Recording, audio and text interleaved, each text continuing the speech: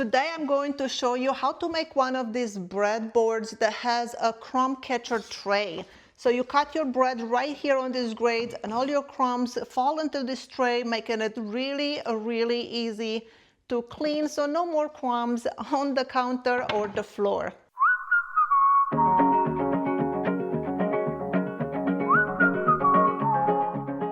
Hey you guys, I'm so excited. Today I will show you how to make a breadboard just like this one. This is no ordinary breadboard. This is a breadboard with a crumb catcher tray. And that means you cut the bread right here on top of this grate and all your crumbs will fall inside of this tray, make it for really easy cleanup. So no more crumbs on the counter or the floor. This item, it's a very popular item in Europe, and it was actually one of the first woodworking projects that I've ever made as a woodworker about 2 years ago. In fact, the first video I've ever posted on this channel was a short of a breadboard just like this one, which I still have, and I will show it to you and we'll see how it held up 2 years later. So here is the breadboard that I made 2 years ago. As you can see, full of scratches from my serrated knife, but it held up perfect. It had 2 splines. It was made from all walnut, and even the bottom, it was a solid walnut. So there we go. This is what it's looking like after 2 years of heavy use. Now, someone asked me the other day, Skylar, how did you learn woodworking? Did you go to school for it or someone taught you? And the truth is I've learned everything I know from online. I watched so many online videos, and one of my favorite places to go and watch instructional videos is Woodworkers Guild of America. Woodworkers Guild of America, it's an online resource for woodworking instructional videos, ideas, and information. They have so many videos for beginners, for advanced, and of course everything in between. I spent the last few weeks watching all the videos from the shop tips section, and I've learned so many tips that I cannot wait to put into practice into my own shop. I will be spending the next few weeks through watching the videos from the cabinet making section, because I do want to start making some cabinets for my shop so I can better organize my shop. And my big goal as a woodworker is that one day I'll be able to redo my kitchen and make my own cabinets and my own kitchen. I even learned how to make a bagel slicer the other day. It was really easy to make. It only took about 20 minutes and my kids loved it. Now, they happen to have some really good deals right now, so go check them out. The first 1,000 of you that will click on the link in the description of the video will get a full year of premium membership to Woodworkers Guild of America for only $1.49. Valid for new members only. Now, it just so happened Woodworkers Guild of America, it's the sponsor of today's video, so I would like to give them a really big thanks for that. So thank you, Woodworkers Guild of America, for the sponsorship. Now, let's go back to our breadboard. This project, it all started with the plank of walnut. Now, mine was a lot wider than it needed to be, but you need a piece of walnut that is at least 3¼ inches wide. And I cut this to 16½ inches, and then I cut another one to 10½ inches. And that's because my finished product, I wanted to be 16 by 10, and that way I have a little bit of extra material to cut off when I would cut the miters.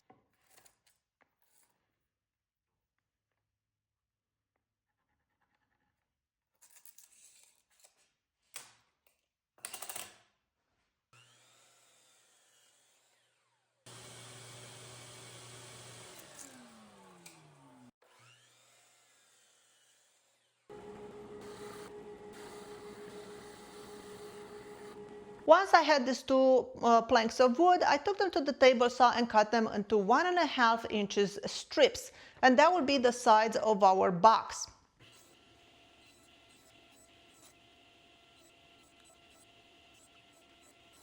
Next step was to cut a groove in so it allows for the inside bottom panel.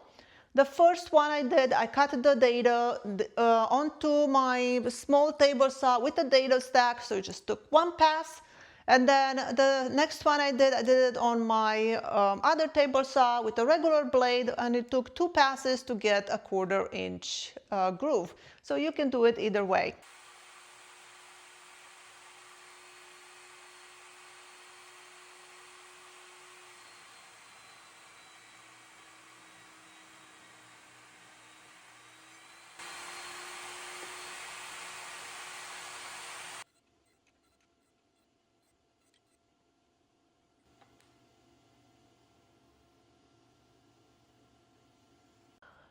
Next thing I needed to do is to set my blade at 45 degrees, and I did that with the help of an angle finder, a digital angle finder.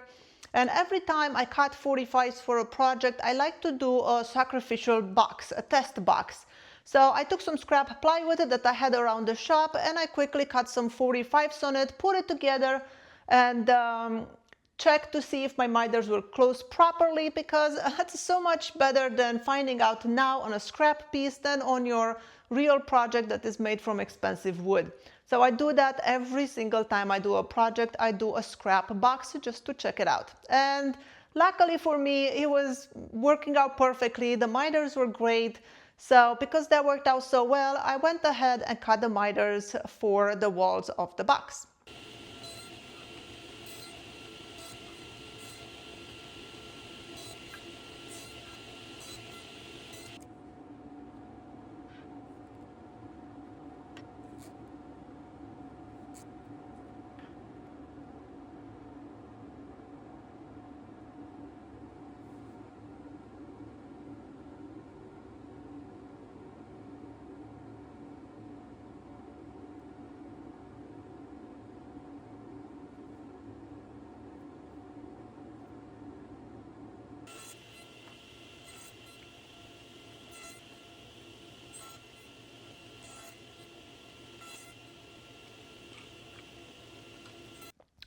Once I cut the miters, I dry fit it together. I put some blue tape and then measure for the inside panel. I put in the panel and make sure that everything is closing right, all the miters, and everything is looking great. And after dry fitting it, I took it all apart, give a good sanding to the inside parts of the tray, and then I glued it up together for real with the panel inside. And once that was glued up, I put a clamp on it. I used a band clamp, and then I have cleaned up the squeeze out, the glue squeeze out.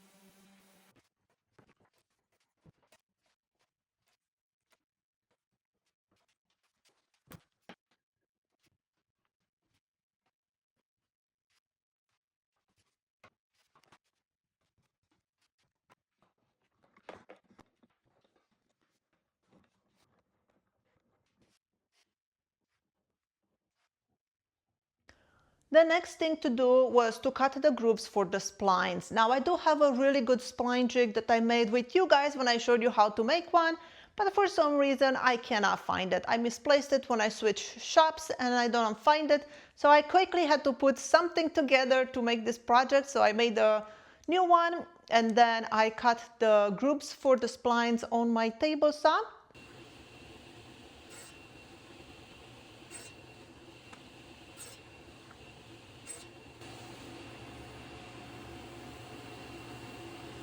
Then I cut some strips of 1/8 material. I really wanted to use maple, but I didn't have any. I had some, I'm not sure what it is. I think it's ash.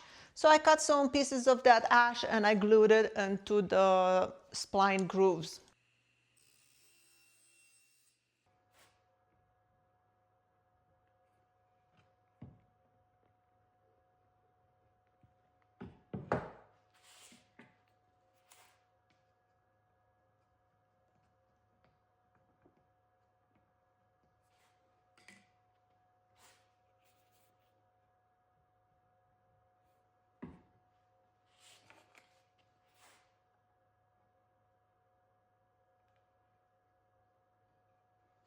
Next, it was time to make this grate that sits inside the box.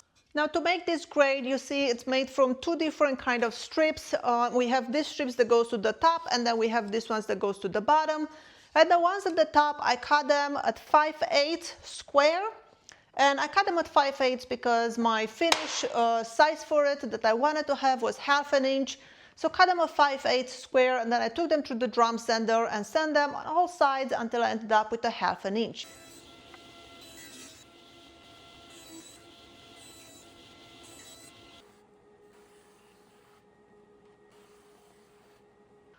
The first time I made a breadboard, which is this one here that I made 2 years ago, that I just showed it to you, I was cutting every one of those strips individually at the miter saw, and it didn't matter how careful I was to cut just outside that line, none of my strips were equal in size, none of them were the same length. And since then, like about a year ago when I made a few for some family members, then I used table saw sled and with a stop block, and that did help to get them all to the same length. But now that I've made a few more, I think the easiest way to make those strips is to take your wide piece of walnut, I think mine was about 6 inches or something, and I measured it to fit perfectly inside the tray with enough room on each side that I wanted. And once I found the perfect length for it, I cut it to that length, and then I cut the strips from it. That way every single one of those strips were the same length. Now to measure the divider size that you need to put in between the strips, what I did, I took all the strips and put them in the box. I moved them all onto one side. I measured the distance between the wall of my box to the strips, the empty distance, and then I divided by the number of strips minus 1.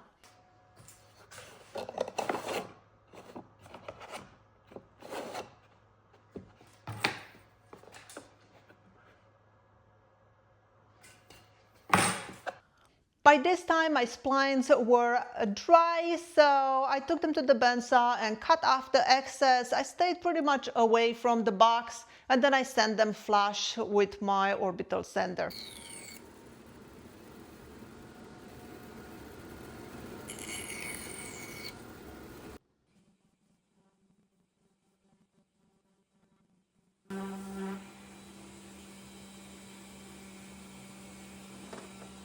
My next step was to take all my 1/2 inch square strips and I put them on my table saw, butt them against the fence, and then I marked where I needed to put these other bottom strips. So I made some lines with a pencil. I put it on 1 inch on each end and then 5 inches on each end as well. So I ended up with 4 strips at 1 inch and 5 inches. So I made that line, that way I knew exactly where the other strips needs to be glued in.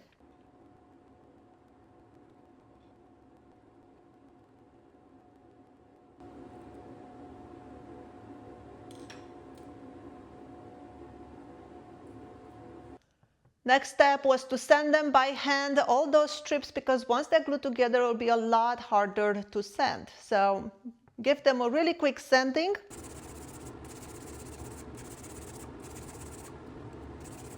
And then I dry fit everything. I put all my strips with all my spacer to only find out that I don't know what I calculated, but my spacer did not work out. It was too much of a gap on the edge of the board. So I went back to the drawing line and I did the math again. I measured again, did the math, cut the spacers, and this time it worked out. So I'm not sure what exactly I did the first time, but the second time it worked out and the spacer seems to work.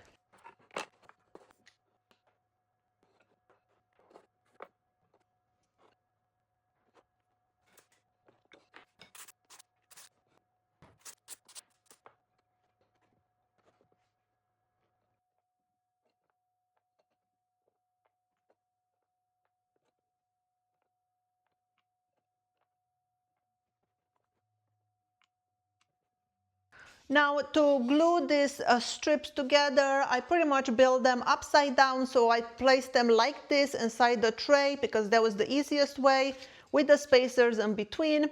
Then I put a dot of glue on each one on that line that I marked with the pencil, and then I pinned them with a pin gun just to reinforce them. There's not a lot of stress on this, guys. I think the little bit of glue will be enough, but I did want to make sure and reinforce them.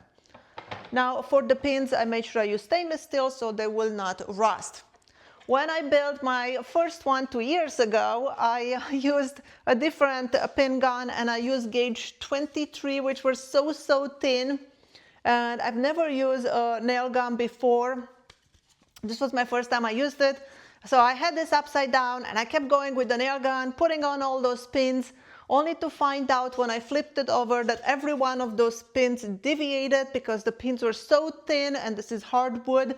So they were going in all the directions and every single one of them were sticking outside between these grates. So I was very disappointed when that happened 2 years ago, and it was pretty much nothing I could do to pull them out. So what I did, I just took some needle nose pliers and just kind of twist until they broke. So, but it's been held together. It has not fallen apart. I did not have to re-glue anything, so it's still together, even though I used those very, very thin pins.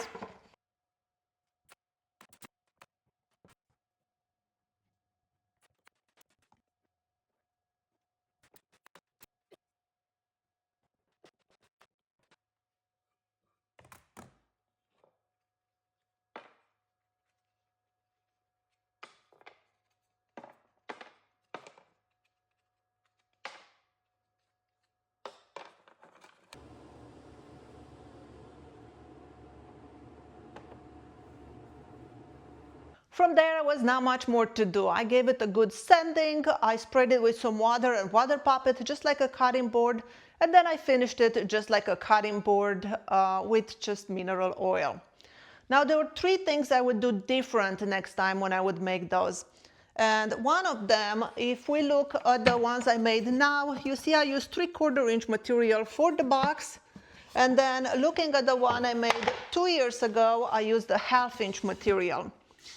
Well, I think I prefer the 1/2 inch material. The other one just looks a little bit too chunky. So I think I would change that for the future designs. Another thing I would do different is I used plywood for this one, for the bottom, 1/4 inch plywood that is veneered with walnut. For the one I did 2 years ago, I put solid wood on the bottom. But this one, I ordered the wrong plywood. I ordered the one that is only veneered on one side and not the other. So next time I for sure will make sure to order the one that has veneer on both sides, because I think it will look so much better if it looks like walnut on the bottom. Even though you don't see it, I know it's there.